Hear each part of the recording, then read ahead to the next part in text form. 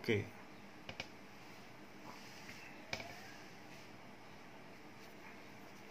Let us move to example 2.12. The period of oscillation of simple pendulum. अगर हम एक simple pendulum लें तो उसका पीरियड ऑफ ऑसिलेशन क्या होगा? Now period of oscillation of simple pendulum. Simple pendulum क्या होता है? किसी रिजिड सपोर्ट से ऐसे बंधा होता है. ये आयरन का बॉब होता है और एक थ्रेड होता है जो इनएक्सटेंसिबल है. और अगर हम इसको ऑसिलेट कराएं तो अब कई चीज़ें हैं इसमें. ऑसिलेशन का मतलब है कि ये यहाँ से यहाँ जाए, यहाँ से यहाँ जाए और यहाँ आ जाए. इतना कर ले तो उसको कहते हैं, उसमें जो समय लगा, it is known as one oscillation. So one oscillation में, so time taken to complete one oscillation is known as time period of that oscillator. Time taken to complete one oscillation is known as taken to complete one oscillation is called time period of that oscillator.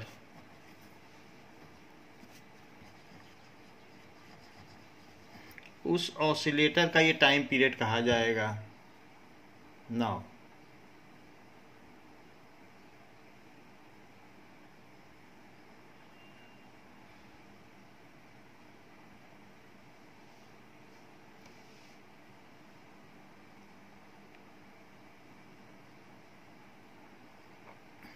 अब देखिए.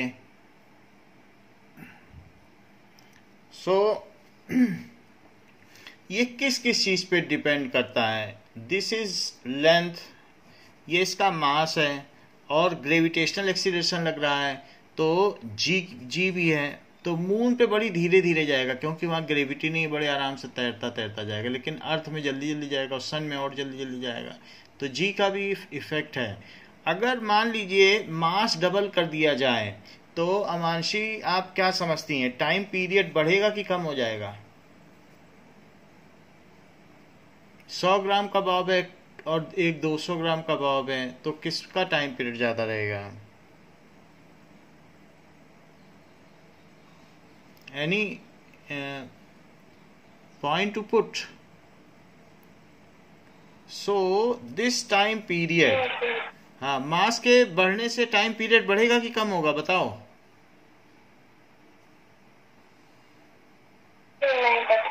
अच्छा, तो ये जो time period है it is proportional to, ये किसके proportional होता है? लेंथ के प्रोपोर्शनल होता है.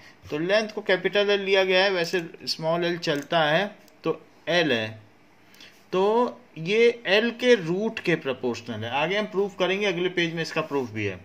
और साथ में ये इनवर्सली प्रोपोर्शनल होता है 1/रूट जी के.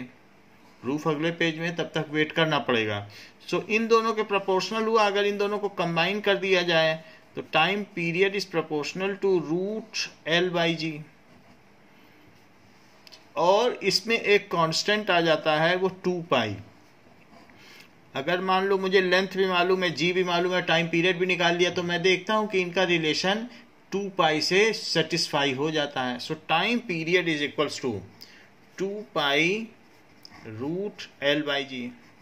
लेंथ बढ़ेगी तो टाइम पीरियड बढ़ेगा. लेंथ कम होगी, छोटा सा है तो ठक ठक ठक ठक करेगा, बड़ा सा है तो दूर दूर जाएगा. लेंथ पर है. जी कम होगा, जैसे मून पे कम है तो बड़े आराम से तैरता जाएगा तो टाइम पीरियड बढ़ेगा. और सन पे जी बिल्कुल ठक से खींच लेता तो ठक ठक ठक ठक ठक ठक होगा. तो इस तरीके से जी के बढ़ने से टाइम पीरियड कम होगा. और जहाँ ग्रेविटी नहीं है वहां तो बड़े धीरे धीरे जाएगा क्योंकि अर्थ अट्रैक्ट ही नहीं कर रही है या वो प्लेनेट अट्रैक्ट नहीं कर रहा. अब देखो, ये हमारे पास टाइम पीरियड है. लेंथ इन्होंने मीटर स्केल में मेजर की है तो लेंथ में कितनी एरर आ जाएगी? मीटर स्केल में अगर की है तो ये 20 सेंटीमीटर और ±1 mm की एरर आएगी क्योंकि जो लीस्ट काउंट है वही एरर होती है. सो लेंथ में जो एरर आ गई है तो हम ये कह सकते हैं कि 20 सेंटीमीटर और प्लस माइनस 0.1 सेंटीमीटर है। ये कर लिया। तो जी में तो कोई एरर नहीं मानी जाएगी। इसके अलावा जो टाइम पीरियड यूज किया गया है उसको इन्होंने स्टॉप वॉच से किया है। तो स्टॉप वॉच 1 सेकंड का रीडिंग देती है, तो जो लीस्ट काउंट है उसका 1 सेकंड है, तो इसलिए उसमें होने वाली एरर भी होगी, दैट इज 1 सेकंड। तो अब इन्होंने बताया है कि 100 oscillation is found to be taken in 90 second. तो 90 सेकंड का टाइम लिया है। टोटल टाइम टेकन कितना है? 90 second. So total time is 90 second. अगर 90 सेकंड उन्होंने उससे रीड किया तो उसमें 1 सेकंड की एरर आ गई, क्योंकि यही उसका लीस्ट काउंट है। तो ये टाइम हो गया। अब जरा देखो, ये लेंथ हो गई। अब हम निकालेंगे टाइम पीरियड क्या है। तो कह रहे हैं जी के एक्यूरेसी में कितने की एरर है, जी की क्या एक्यूरेसी है। तो हम इससे जी निकालना चाहते हैं। हमें लेंथ भी मालूम है और हमने स्टॉप वॉच से टाइम पीरियड भी निकाल लिया है। तो मैं चाहता हूं धरती के लिए जी निकाल लूं। जी की वैल्यू हमें पता करनी है। अब जरा देखो, सो 100 ऑसिलेशन कितनी देर में होता है बताइए। So in 100 oscillation the time taken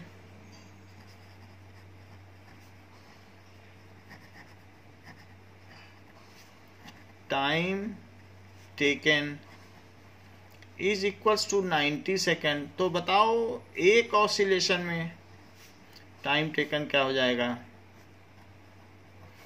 that is 0.9 second. यही टाइम पीरियड हो गया।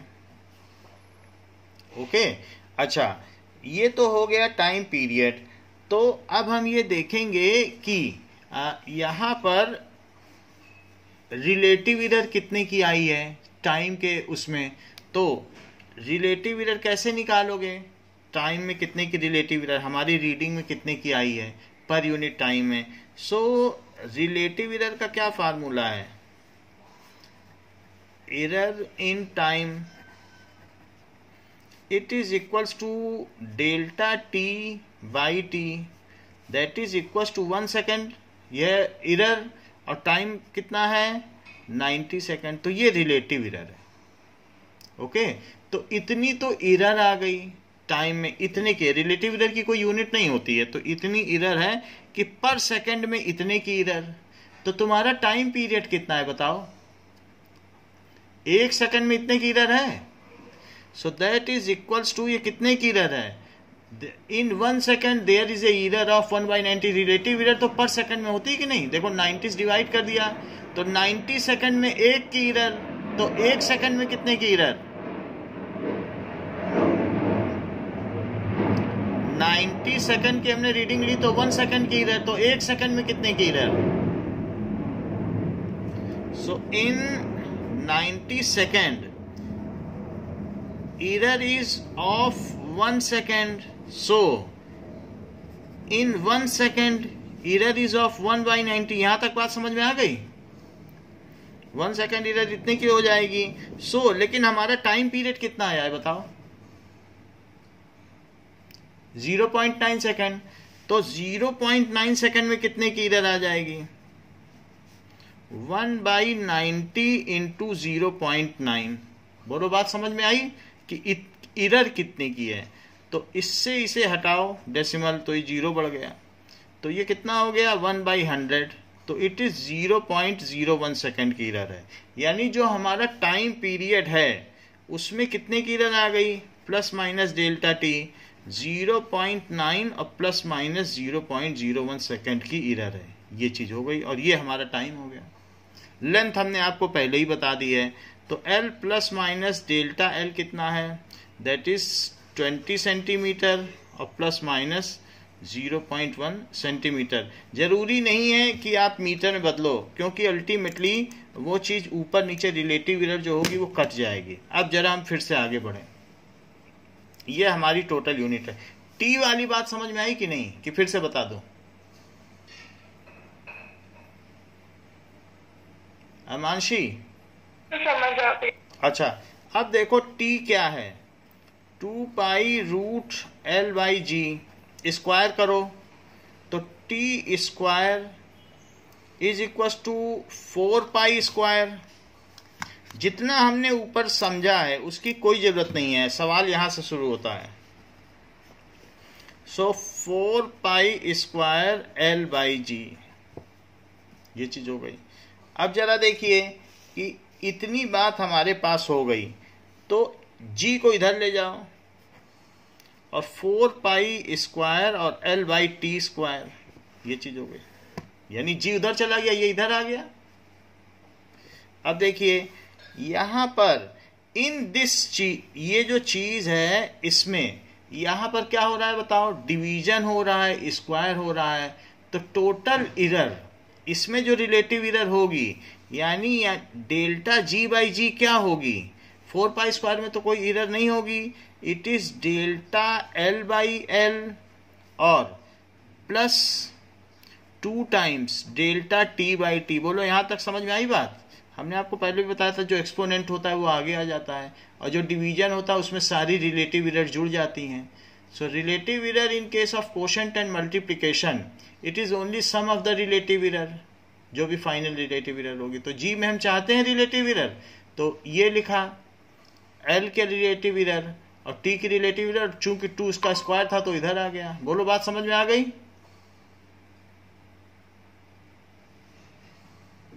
Is it clear? ये चीज समझ में आई? अच्छा, अब बताओ L में कितने की इरर है? 0.1 by 20, okay, plus 2 delta T यानी टाइम पीरियड में कितने की इरर है। तो टाइम पीरियड में देखो इरर आई है 0.01 सेकेंड और टाइम पीरियड कितना है 0.9 का। समझ में आ गई बात? यहां लिखा है कि नहीं ऊपर? टाइम पीरियड हमने निकाल लिया था, उसकी इरर निकाल ली थी। तो बुक में डायरेक्टली लिख दिया है तो वहां आपको 1/90 करके समझ में नहीं आएगा, क्योंकि 90 तो टाइम पीरियड नहीं है ना। तो इसलिए हमने ऐसे कर दिया। तो इसलिए हमने अलग से टाइम पीरियड निकाला और उसकी इरर निकाली जो कि हम टाइम पीरियड की जगह डाल सकें। तो ये कितना आ जाता है, इट इज 1/200 और प्लस अगर यहां से करो तो कितना आ जाएगा, एक एक डेसिमल तो चला जाएगा, तो एक एक डेसिमल चला जाएगा तो 0.1/9, एक डेसिमल इधर से हटाया एक डेसिमल इधर से हटाया, तो 1/200 और प्लस 2/90,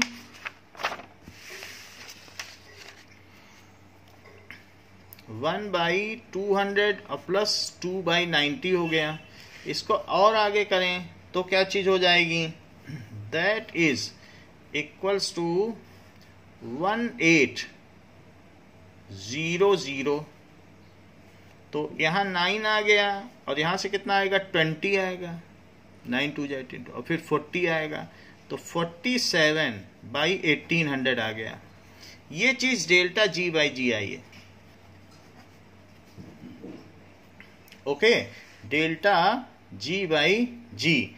सो अब यहां देखें कि इसको आप डिवाइड करिए तो पता चले कि कितना आता है 47 को 1800 से।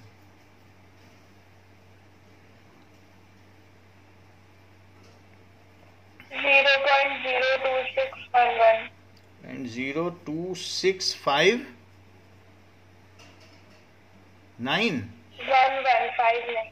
9 तो 5 नहीं है, 0.026 है बस, और कुछ होगा आगे इसके बाद 1 चलो ठीक है। अब बुक में तो कुछ और ही दे रहा है, 0.027 दे रहा है, जो हमारा आया है वही ठीक है। तो 1800 किया 9 हो गया और 40 प्लस 9 49 होगा क्या, हाँ ये गलती कर दी, 49। हाँ अब करो, यही किया है क्या?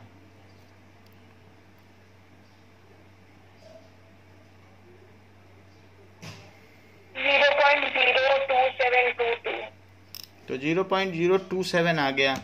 ये डेल्टा जी बाई जी है। तो परसेंटेज एरर क्या होता है बताओ? परसेंटेज एरर से पता चल जाएगा कि 100 में कितने की एरर है, वही एक्यूरेसी मान ली जाएगी। तो delta G by G relative error into 100, तो 0.027 तो इसकी रिलेटिव एरर है, और उसमें 100 से मल्टीप्लाई कर दो तो कितना आ गया बताओ? That is 2.7%। But error 2 digit में नहीं ली जाती, तो इसलिए इसका राउंडिंग ऑफ कर दो, तो परसेंटेज एरर कितना आ गया? 3%। बोलो, बात समझ में आ गई? ठीक है। Yes, sir. नाउ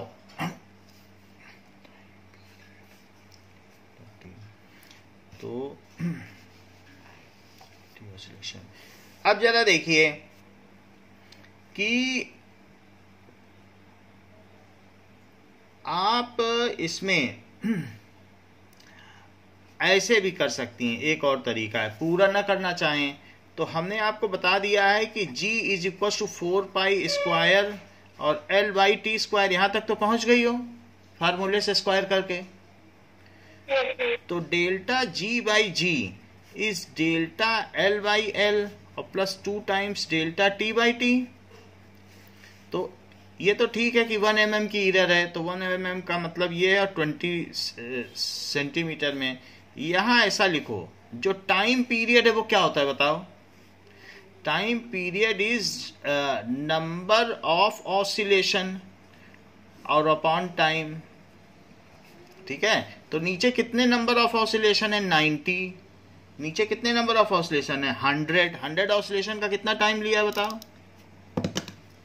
100 ऑसिलेशन का कितना टाइम है? 90 seconds. अच्छा, 90, और 90 सेकंड में एरर कितने की है? सो 1 सेकंड। तो इस तरीके से डेल्टा टी, तो डेल्टा टी का मतलब है कि अब यहां पर हम ये निकालेंगे कि एरर कितने की है। तो हमारे 100 ऑसिलेशंस में, 100 ऑसिलेशन में कितने की एरर है बताओ? 100 ऑसिलेशन में एरर है देयर इज ऑफ 1 सेकंड की। तो टाइम पीरियड में कितने की एरर हुई? तो क्या करेंगे? That is equals to 100/9, 90 seconds. इसको उल्टा लिखो, टाइम पीरियड ऊपर है ना, तो टाइम ऊपर आना चाहिए, ऑसिलेशन ऊपर नहीं आना चाहिए। Time upon number of oscillation, ये उल्टा लिख दिया हमने, क्योंकि टाइम पीरियड में टाइम नीचे तो नहीं आ सकता ना, सेकंड इनवर्स हो जाएगा।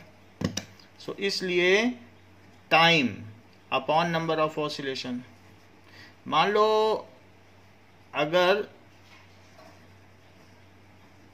2 सेकंड में 5 ऑसिलेशन, तो एक ऑसिलेशन में समय तो 0.04 आया कि नहीं? टाइम ऊपर होना चाहिए टाइम पीरियड में। तो कितना टाइम लगा था? 90 सेकंड। टोटल ऑसिलेशन कितने थे? 100। तो अब यहां देखो, 1 सेकंड की एरर कितने ऑसिलेशन में आई थी? 1 सेकंड की एरर 100 ऑसिलेशन में आई थी। तो एक ऑसिलेशन में कितने की एरर? समझ में आ गई बात? यानी यहां से टाइम पीरियड आ गया, और 1 सेकंड की एरर 100 ऑसिलेशन में, तो टाइम पीरियड में कितने की एरर? तो 100 से 100 कटा। ओके। Yes, sir. और अब आसान हो गया, फिर आपको फिर पूरा नहीं करना पड़ेगा। और 2 टाइम्स ऑफ 1/90, ये बिल्कुल बुक की तरीके का हो गया। लेकिन चीजें समझनी चाहिए कि हमें टाइम पीरियड के टर्म्स में लिखना है। तो 1 सेकंड का एरर 100 ऑसिलेशन में, तो एक ऑसिलेशन में कितने की एरर, ये हमने ऊपर कर दिया। सो in 100 oscillation error 1 second, so in 1 oscillation error 1/100, यही तो डेल्टा टी है। और यहां तो आपको पता ही चल रहा है कि 100 ऑसिलेशन में 90 सेकंड, तो 1 ऑसिलेशन का टाइम। फिर इसके आगे आप कैलकुलेट कर लेंगे कि 1/200 और plus 2/90, that is equal to 49/1800, and that further comes as 0.027। ये ज़्यादा ठीक है। तो दूसरा तरीका भी आप चाहें तो अप्लाई कर सकते हैं। Rajdeep, am I audible?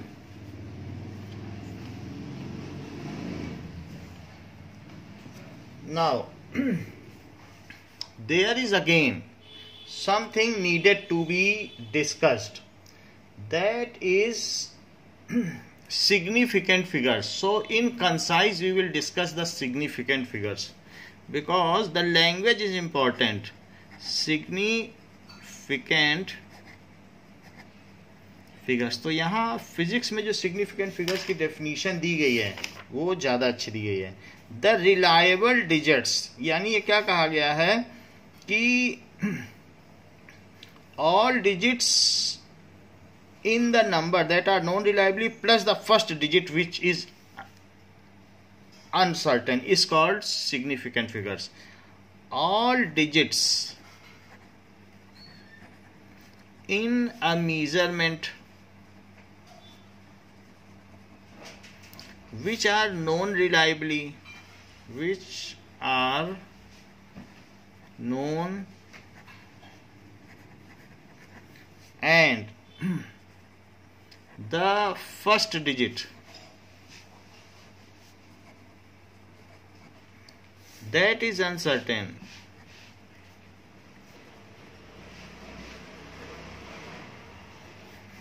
is called significant figure.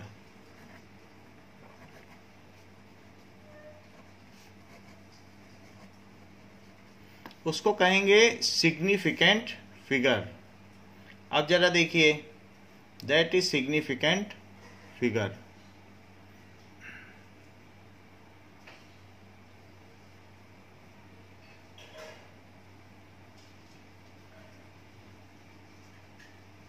Okay, आप राजदीप रिस्पॉन्ड किया करो, अदरवाइज मैं एडमिट नहीं करूंगा. आप कुछ बोलते नहीं हो तो it is not good for any class.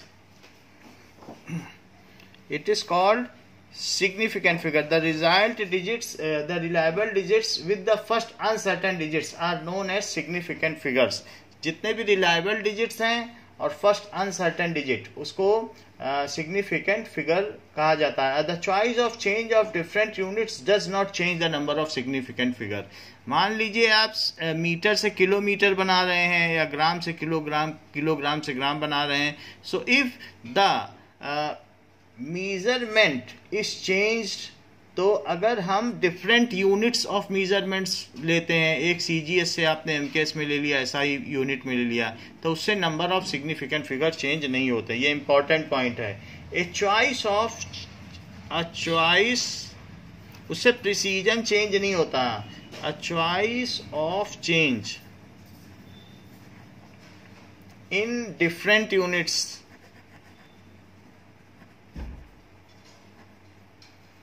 does not change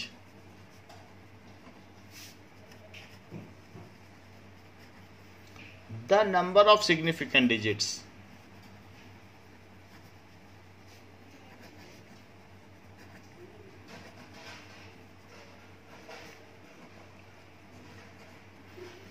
तो उससे कोई फर्क नहीं पड़ेगा. मान लीजिए कि मेरे पास 5000 ग्राम है, इसको केजी में बदलो. हाँ, तो क्या सिग्निफिकेंट फर्क में डिजिट्स में अंतर पड़ा? अच्छा, 5000.0 ग्राम है, इसको केजी में बदलो.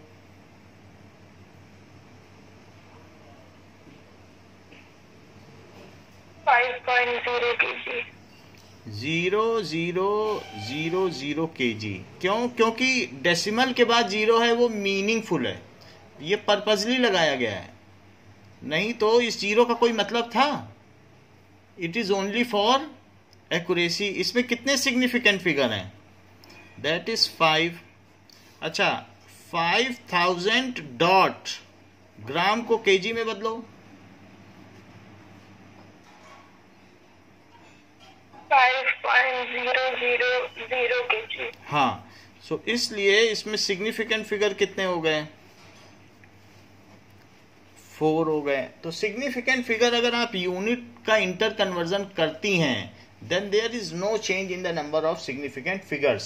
So there are certain rules regarding using of significant figure or determining of significant figures. तो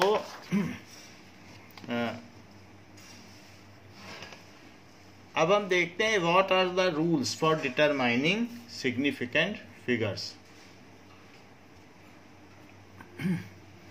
So rules for determining number of significant figures.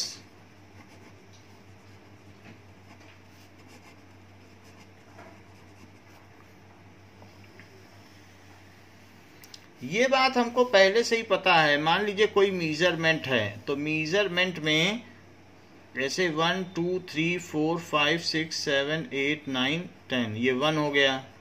फिर 1 2 3 4 5 6 7 8 9 10, ये 2 हो गया। कोई मेजरमेंट है, मान लीजिए हमारा एक मेजरमेंट यहाँ तक जा रहा है, ये तो 1 2 3 4 5, ये 5 है।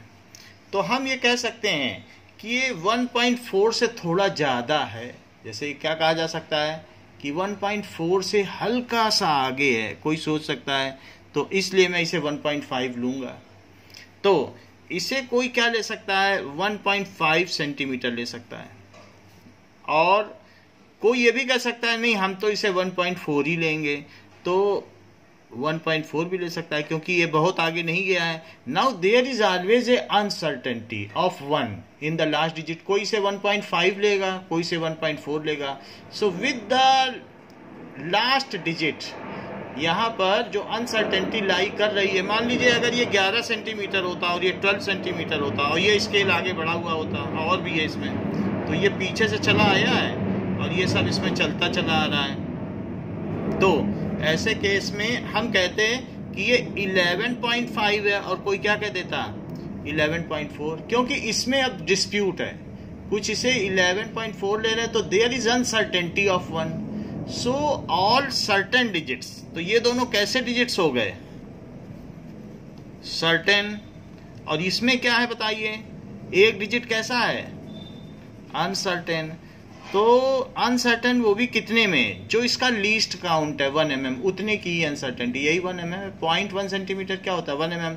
सो there is what is number of significant figure, इसे हम छोड़ नहीं सकते, नेग्लेक्ट नहीं कर सकते। So all certain digits along with the first uncertain digit, it is having total 3 significant figures.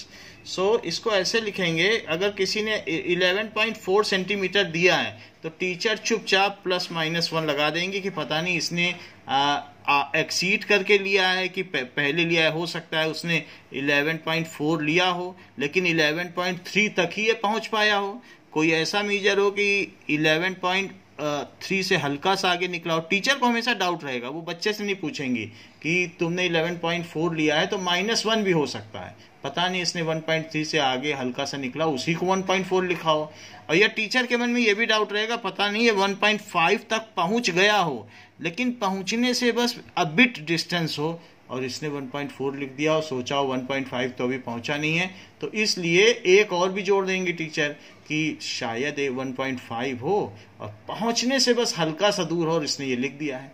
ये भी सोच सकती हैं कि 1.3 से हल्का सा आगे निकला हो, तो दोनों संभावनाएं टीचर अपने पास रखेंगी।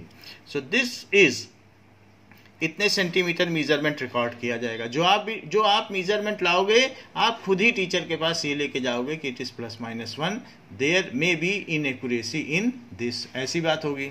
सो it is certain and it is uncertain digit, तो total all certain and uncertain digit, तो सिग्निफिकेंट फिगर कितने हो गए 3, ऐसे 3 हो गए। Now first all the non zero digits are significant. कौन कौन से रूल्स हैं, all the non-zero digits are significant.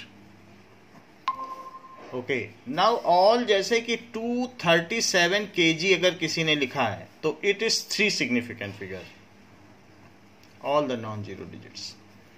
Second, all the zeros between two non-zero digits are significant. All the zeros between two non-zero digits are significant. जैसे कि 2037 है तो बीच का zero जो आ गया वो भी सिग्निफिकेंट फिगर में काउंट होगा. वो जीरो जो दो नॉन जीरो डिजिट के मध्य है उसको भी सिग्निफिकेंट फिगर में काउंट किया जाएगा. Now no matter whether the decimal point is, if at all, ऐसा भी हो सकता है कि 2.001 तब भी काउंट किया जाएगा. डेसिमल के इधर उधर होने से कोई फर्क नहीं पड़ता for significant figure. No matter whether in between decimal points comes और नॉट. ये भी बात कही गई है कि कुछ भी हो सकता है. ओके तीसरी बात क्या कही गई है? No matter whether the decimal point comes और not. No matter whether decimal point comes or not. Now next is if the number is less than 1,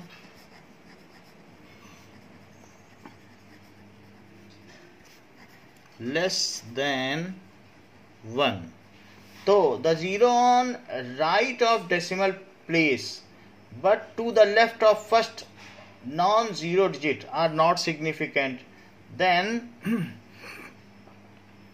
the zeros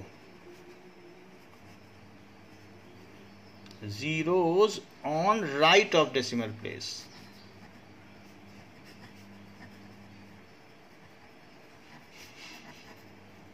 are non-significant.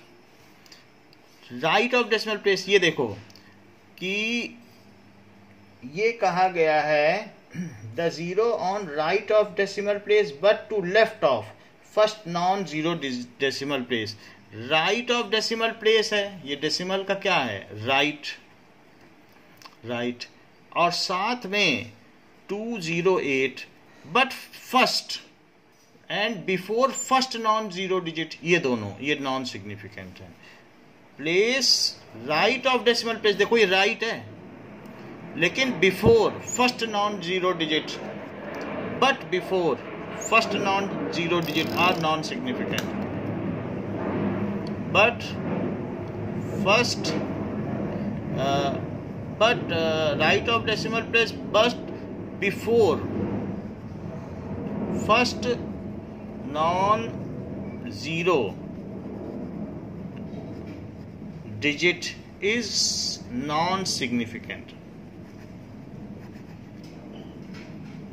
यानी अगर देखा जाए तो राइट में ये सिग्निफिकेंट नहीं है और इससे पहले नॉन जीरो डिजिट, तो इसलिए इसके सिग्निफिकेंट फिगर कितने हुए हैं? 3 सिग्निफिकेंट फिगर. एक से छोटी संख्या है. If the terminal or trailing zeros in a number without a decimal point are non-significant. The terminal or trailing zeros, ठीक है, without a decimal point, जिसमें कोई decimal point नहीं लगा हो, तो without a decimal points are non-significant.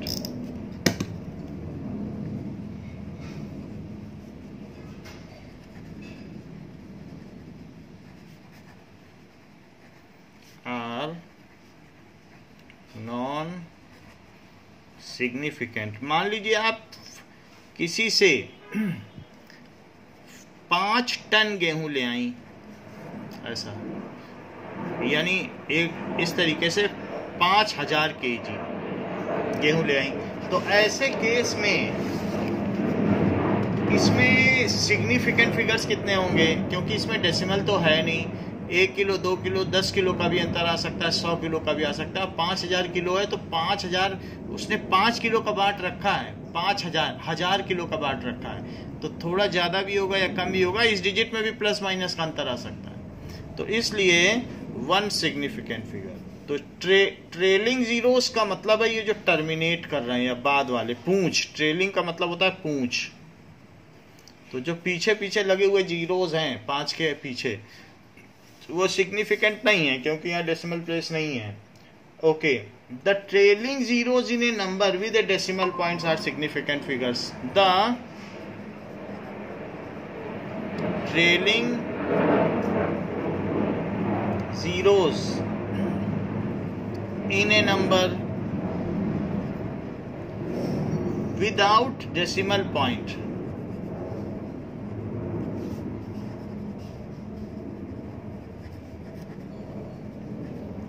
are significant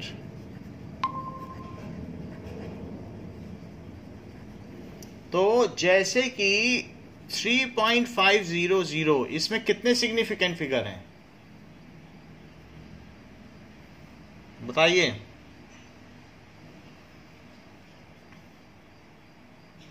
3 अमांशी बोलो। 2 कैसे हो गए? ये 0 क्या ऐसे ही लगाए गए हैं? ये तो प्रिसीजन के लिए लगाए गए हैं ना। तो 4 सिग्निफिकेंट फिगर। और इसी तरीके से 0.06900 में कितने सिग्निफिकेंट फिगर्स हैं?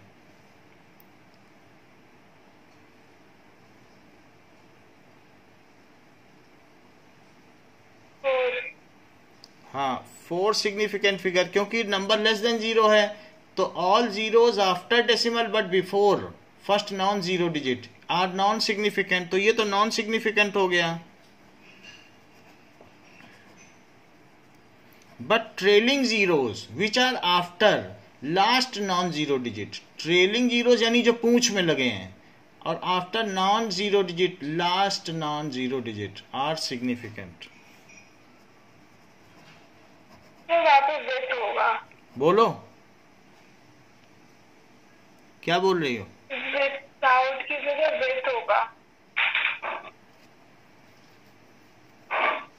किसकी जगह क्या होगा? जो आपने लास्ट टूल लिखा है उसमें।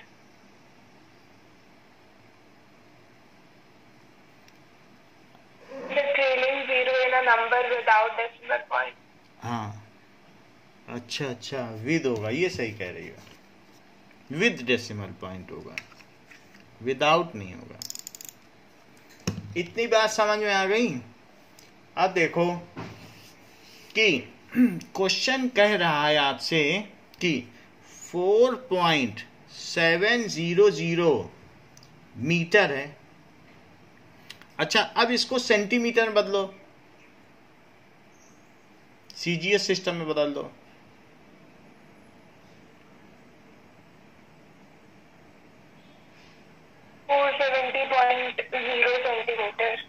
470.0 क्योंकि 4 तो सिग्निफिकेंट फिगर रहेंगे। अब इसको एमएम में बदलो।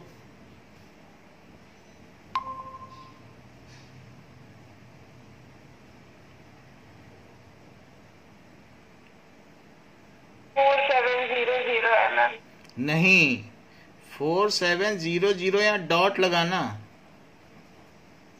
तब ठीक है। चूंकि आपने 4700 बोल दिया तो सिग्निफिकेंट फिगर घट के 2 रह जाएंगे कि नहीं?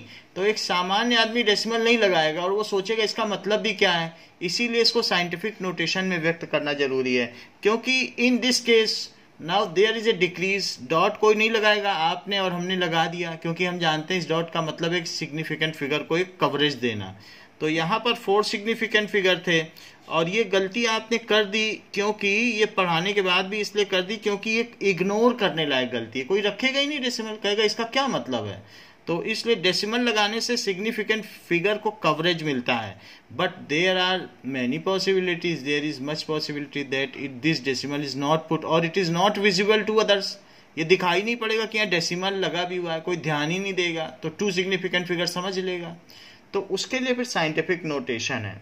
सो now there is always such chance that there is a manipulation in significant figures and hence the manipulation of accuracy.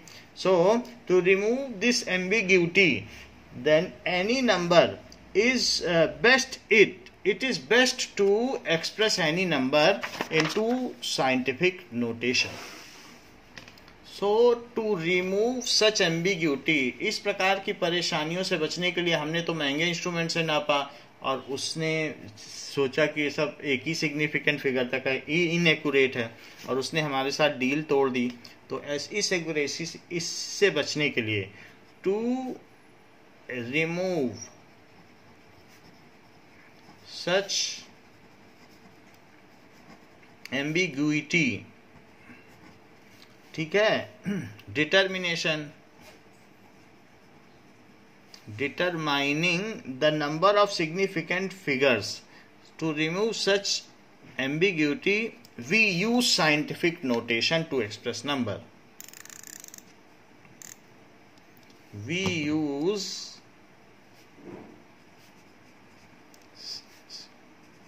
scientific notation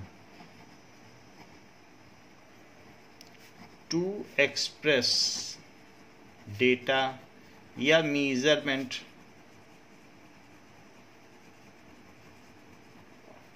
scientific notation क्या है? In this notation every number is expressed in scientific notation.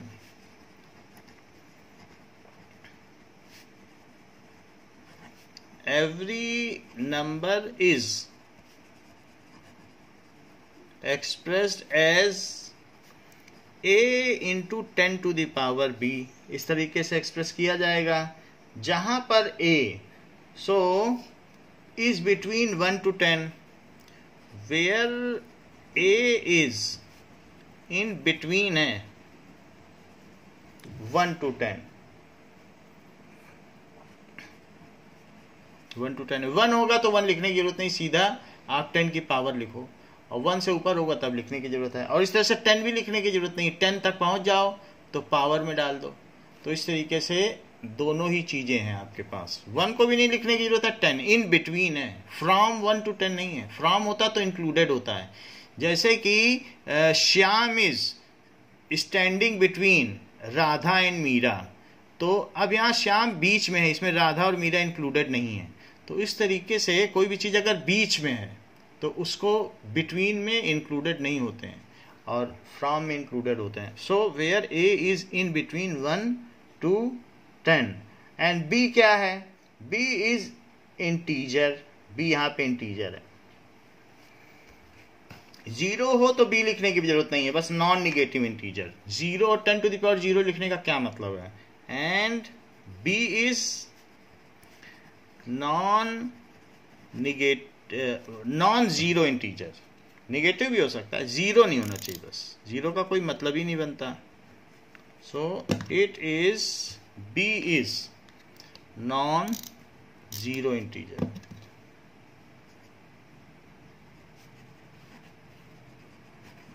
जैसे कि 1.06 into 10 to the power 4, ये एक scientific notation है, क्योंकि जो a है वो कहां से कहां तक है? 1 से 10 तक है, और ये इंटीजर है. ऐसे ही अगर आप कुछ लिख रहे हैं तो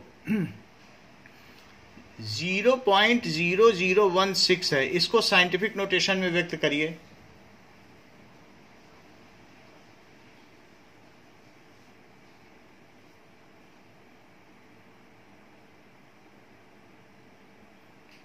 टेल.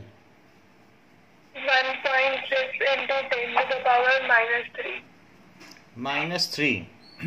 ओके, 0.00160 को साइंटिफिक नोटेशन में करो.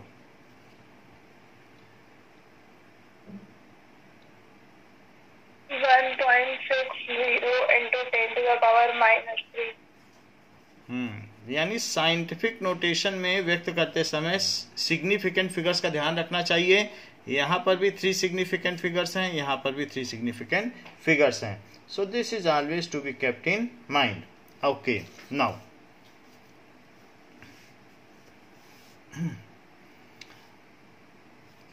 in case of a counting number, it contains infinite number of significant figures. In case of counting numbers, जैसे 4 अंडे, काउंटिंग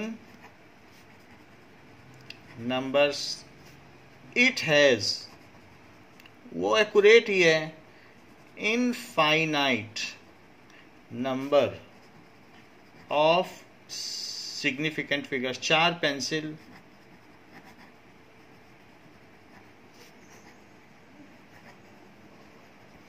नाउ। अब जरा देखो,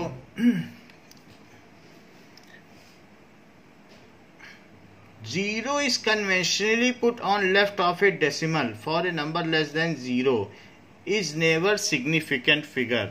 0 is conventionally put before if a number is less than 0, so that to focus decimal, so that decimal is not ignored. 0 is conventionally put.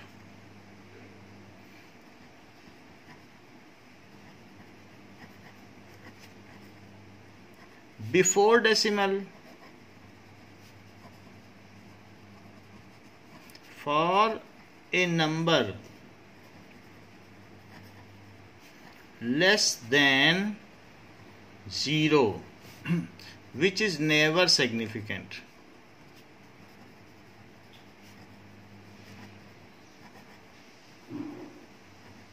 तो इस zero को हम कभी सिग्निफिकेंस में नहीं लेंगे, नहीं तो फिर डेसिमल इग्नोर हो जाए, कोई देख ना पाए, तो इसलिए ऐसा हम करते हैं। नाउ अब कभी भी any number which is coming in formula, it is has infinite number of significant figure. जैसे d is equals to 2r, so here 2 is in formula and not the part of measurement.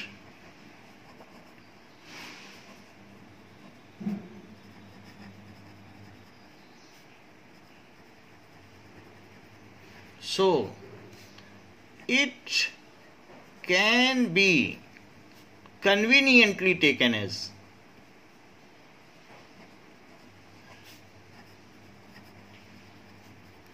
2.0, 2.00, 2.000 as per need. ये इसमें full accuracy है, जितना चाहिए इसमें आप extract कर सकते हैं। Now similarly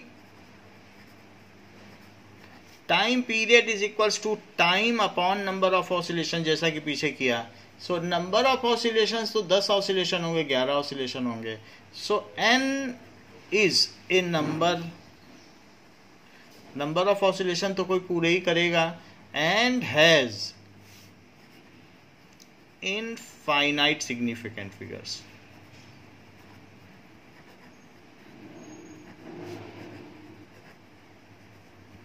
okay, rules for arithmetic operation. अगर हम सिग्निफिकेंट फिगर वाले किसी डिजिट को मैनिपुलेट करें, उसके पॉजिटिव, निगेटिव, मल्टीप्लिकेशन और डिवीजन के ऑपरेशन करें, तो सिग्निफिकेंट फिगर्स का किस तरीके से ध्यान रखा जाए, इस पर भी नियम बने हैं।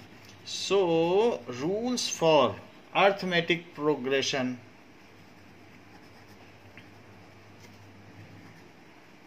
Operation with significant figures।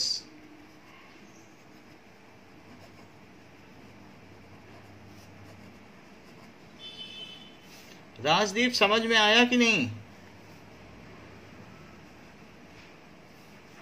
Okay, now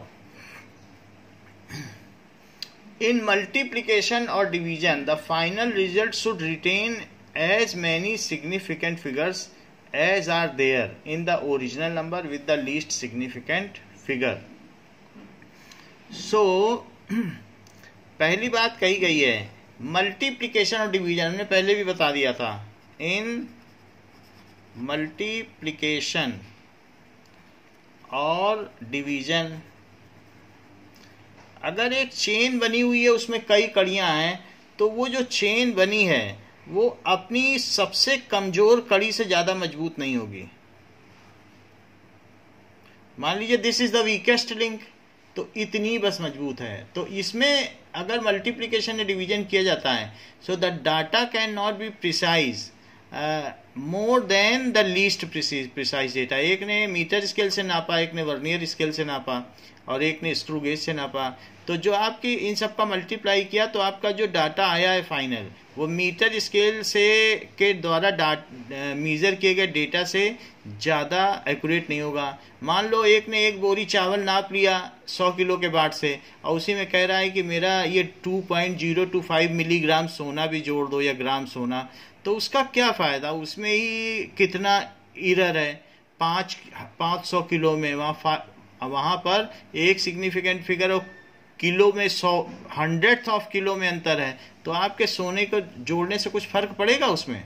वो डाटा क्या ज़्यादा प्रिसाइज हो जाएगा या मल्टीप्लाई करवा दे? तो ऐसे केस में मल्टीप्लिकेशन और division, the final result should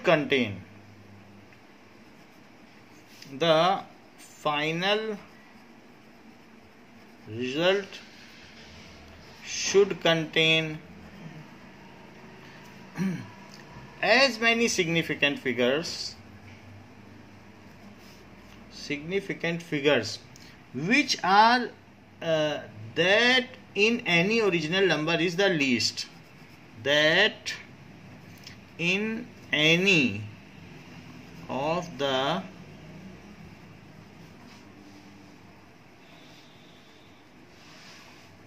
number is least, जो सबसे कम होगा वही लास्ट में रहेगा। मान लीजिए अगर हम किसी चीज़ की डेंसिटी का पता करते हैं, और डेंसिटी क्या होगी? मास अपॉन वॉल्यूम होगी। तो हमको मास भी दिया है, वॉल्यूम भी दिया है, तो हम उसे कैसे करें?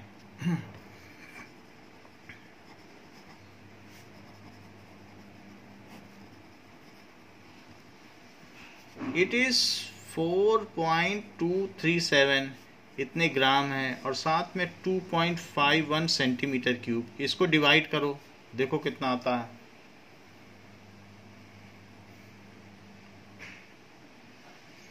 तो पहले इसको 4 सिग्निफिकेंट फिगर तक ले जाओ और फिर 3 तक राउंड ऑफ करो, क्योंकि ऊपर वाले डेटा में 4 सिग्निफिकेंट फिगर हैं और नीचे 3 सिग्निफिकेंट फिगर है। तो फाइनल आंसर 3 सिग्निफिकेंट फिगर से ज़्यादा नहीं हो सकता। तो पहले आप 4 तक बताओ, फिर 3 तक हम राउंड ऑफ करेंगे।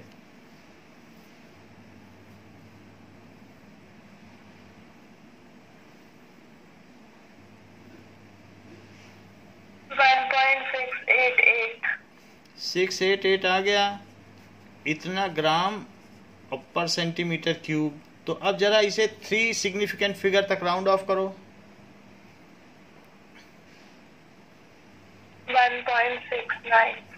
1.69 ग्राम पर centimetre cube. Now similarly the speed of light, speed of light ये 3.00 लिखी जाती है इंटू 10⁸ मीटर पर सेकेंड। तो इसमें कितने सिग्निफिकेंट फिगर हैं? 3। 1 ईयर में कितने सेकंड होते हैं? तो 3.1557 इंटू 10⁷ सेकंड होते हैं। तो इसमें सिग्निफिकेंट फिगर कितने हो गए? 1 लाइट ईयर में कितने ईयर होते हैं, कितने सेकंड होते हैं?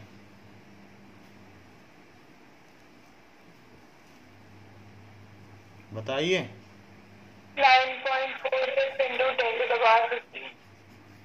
10⁻15। तो इसमें सिग्निफिकेंट फिगर हो गए 3।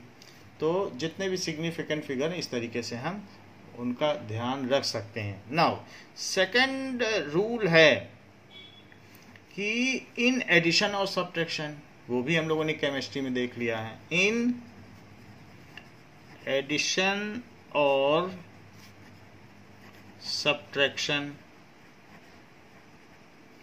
the final result should retain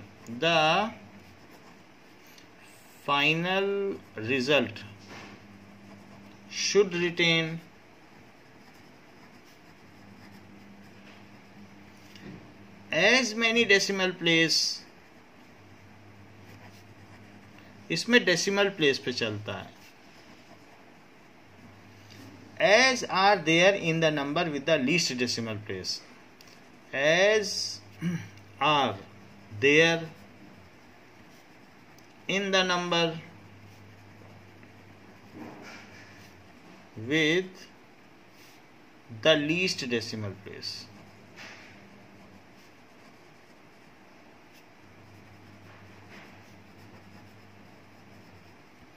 ये चीज है।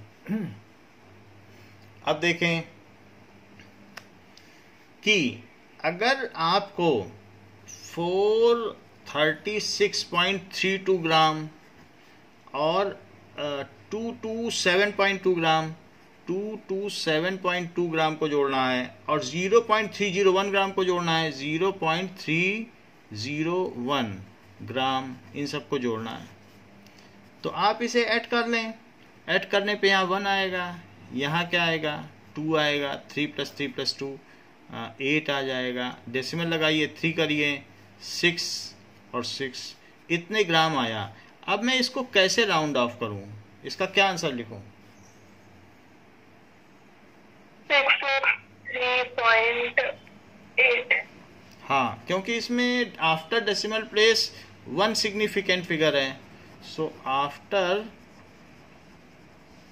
डेसिमल प्लेस 1 सिग्निफिकेंट फिगर है, so it is determining data.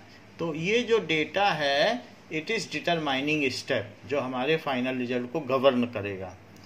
ऐसे ही अगर हमको सब्ट्रैक्ट करना है तो 0.307 मीटर और 0.304 मीटर है। तो यहाँ पर ऐसे केस में जब हम करते हैं तो the difference of length can be expressed. तो यहाँ पर मेरे पास 0.003 मीटर आ गया। अब मैं क्या करूँ? अब तो 3 थे लेकिन यहाँ 1 आ गया, तो इसलिए ठीक है। सो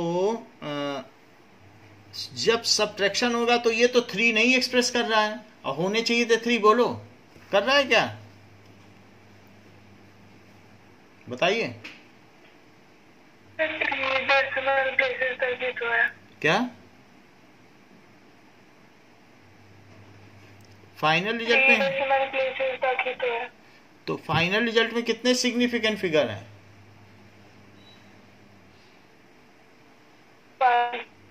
तो 1 होने चाहिए कि 3 होने चाहिए थे?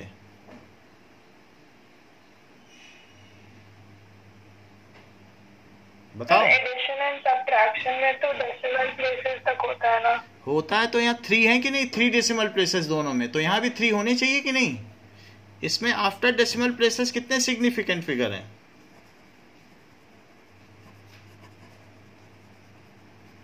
और यहाँ पर भी हैं, लेकिन हमारे फाइनल रिजल्ट में क्या आया? 3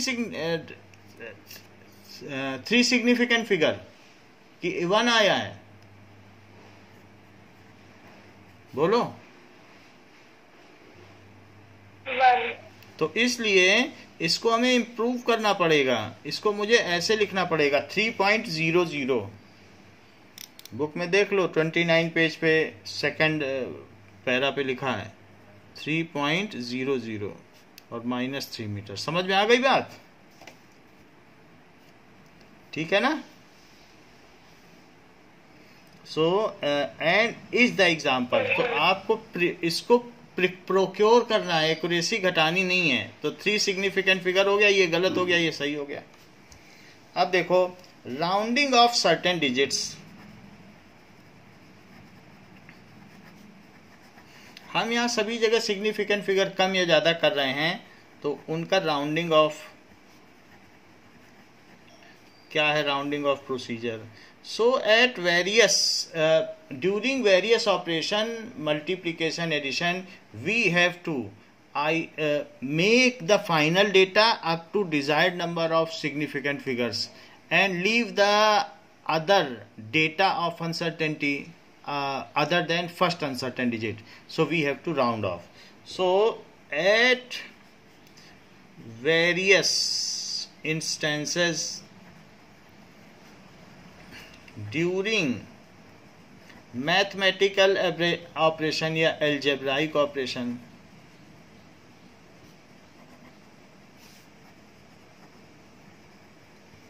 we have to curve the final result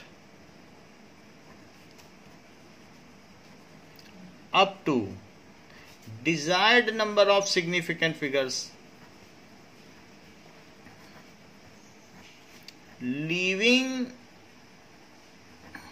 uncertain digit other than first uncertain digit, leaving other uncertain digits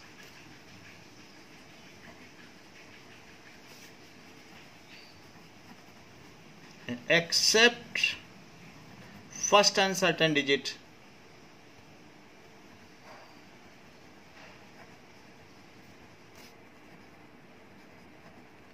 This is achieved by rounding off procedure.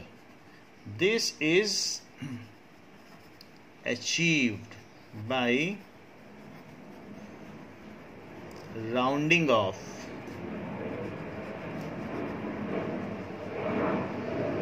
procedure. Now, the rule is that क्या है, इसके कुछ rules भी हैं जो इसे govern करते हैं हम कैसे राउंड ऑफ करें. Preceding digit is raised by 1 if the insignificant digit to be dropped is more than 5. Preceding digit is raised by 1 if the insignificant digit to be dropped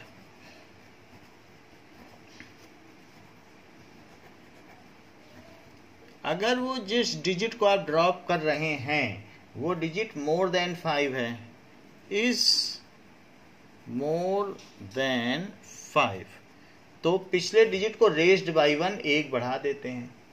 ठीक है.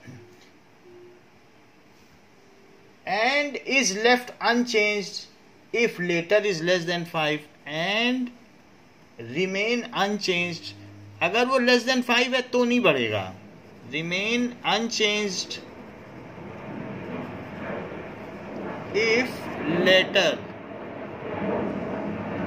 is less than 5.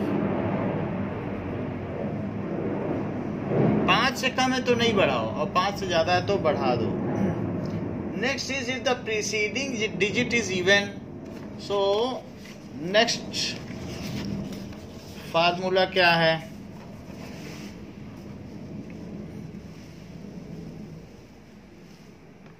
If preceding digit is even,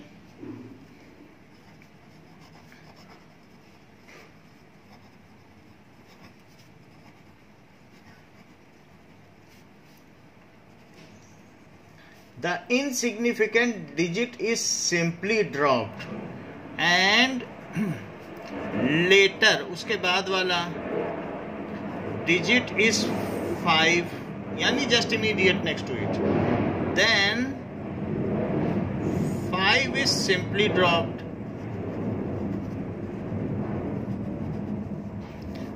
without any change.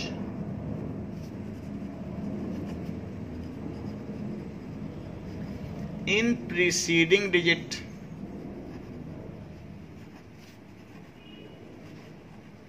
However, if preceding digit is odd, then it is raised by 1 during drop of 5. It is raised by 1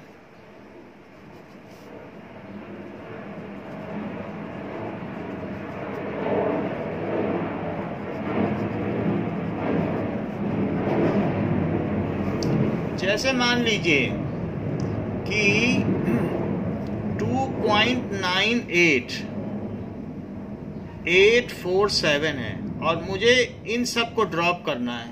to be dropped तो इसमें train बनाने की जरूरत नहीं है कि ये देखो फिर इससे इसको बदलो फिर इससे इसको बदलो. सिर्फ इसी को देखो और कुछ मत देखो. जो ड्रॉप करना है only first digit is to be observe to be dropped. इन सब की ट्रेन मत बनाओ कि इससे इसे कर लें फिर इससे इसे, ऐसा नहीं करना. तो बोलो कितना आंसर आ जाएगा?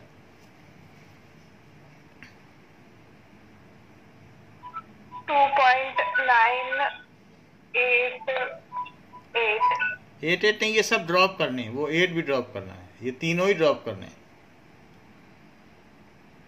99 हाँ, तो आपसे कहा जाएगा कि round off up to 3 significant figure, ऐसे लिख दिया जाएगा।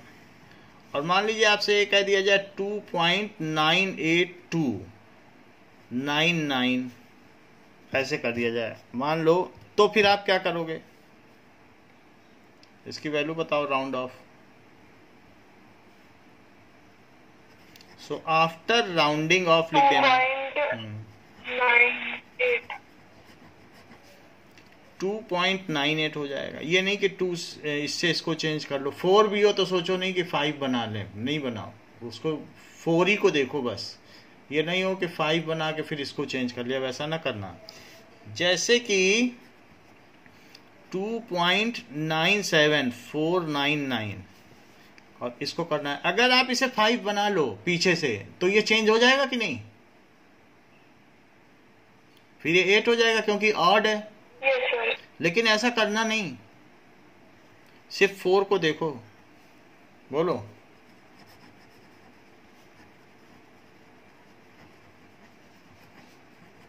बताइए। 2.97 हाँ, ये ठीक है। तो इस तरीके से हमने ये देखा कि कैसे करना है। और अगर मान लो 2.545 है और 2.575 है, तो दोनों की राउंडिंग ऑफ करो। So it is equals to what is 2.54 और यहाँ 2.58। तो इस तरीके से हम राउंडिंग ऑफ कर सकते हैं। नाउ अब आगे बताता है कि similarly a number known to be written many significant figures for a speed is rounded off to approximately.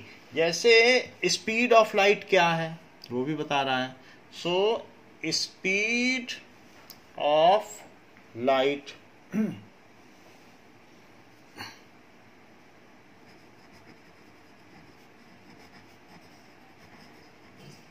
It is 2 but हमारे जो जनरल कैलकुलेशन है हमें इतनी एक्यूरेसी नहीं चाहिए। 792 और 458 इतना है।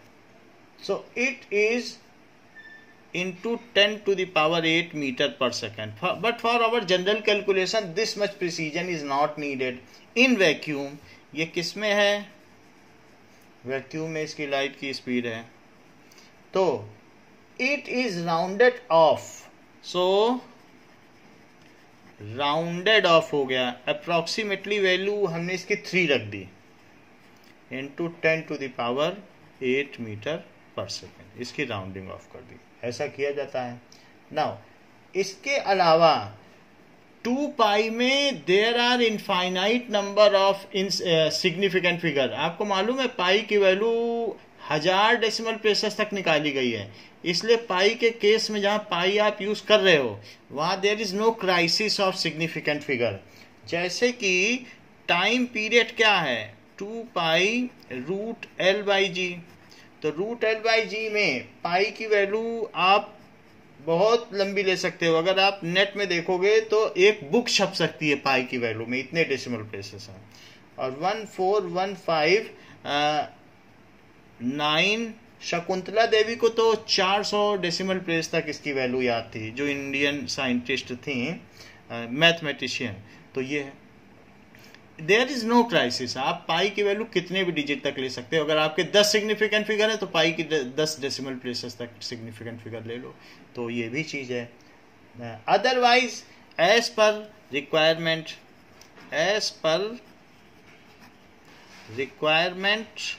पाई कैन बी टेकन